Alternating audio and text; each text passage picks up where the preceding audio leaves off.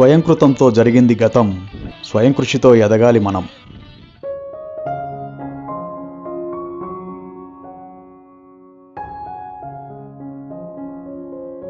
తెలుగు చిత్రసీమలో తిరుగులేని స్టార్లుగా దశాబ్దాల పాటు ఏలిన ఎన్టీఆర్, ఏఎన్ఆర్లు కలిసి నటించిన చిత్రం మిస్సమ్మ. టైటిల్ రోల్ మహానటి సావిత్రి పోషించగా జమున, రేలంగి, ఎస్వి రంగారావు కీలక పాత్రలు పోషించారు. యోతిష్ బెనర్జీ అనే బెంగాలీ రచయిత యొక్క మన్మోయి గర్ల్స్ స్కూల్ అనే హాస్య రచన ఆధారంగా చక్రపాణి రచించగా విజయ సంస్థ ఎల్వి ప్రసాద్ దర్శకత్వంలో రూపొందించిన ఈ చిత్రం జనవరి 12, 1955న విడుదలై అద్భుత విజయం సాధించింది. ఇందులో డిటెక్టివ్ ఏకే రాజుగా ఏఎన్ఆర్ హాస్య పాత్రలో జీవించారు.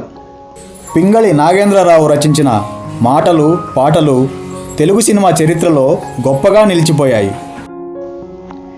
ఈ సినిమాలోని రావోయి చందమామ మా వింత గాథ వినుమా, బృందావనమది అందరిది గోవిందుడు అందరి వాడేలే, అవునంటే కాదనిలే కాదంటే అవుననిలే, ఆడువారి మాటలకు అర్థాలే వేరులే లాంటి పాటలు ఈనాటికి అలరిస్తున్నాయి.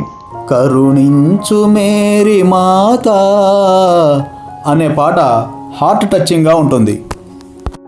ఈ సినిమాకు సాలూరి రాజేశ్వరరావు సంగీతం సమకూర్చారు. 1957లో ఏవిఎం సంస్థ మిస్ మేరీగా హిందీలో నిర్మించగా ఈ సినిమాకు కూడా ఎల్వి ప్రసాదే దర్శకత్వం వహించారు. ఇదే ఆయనకు హిందీలో తొలి సినిమా. నేటితో మిస్సమ్మకు 70 ఏళ్లు పూర్తయ్యాయి.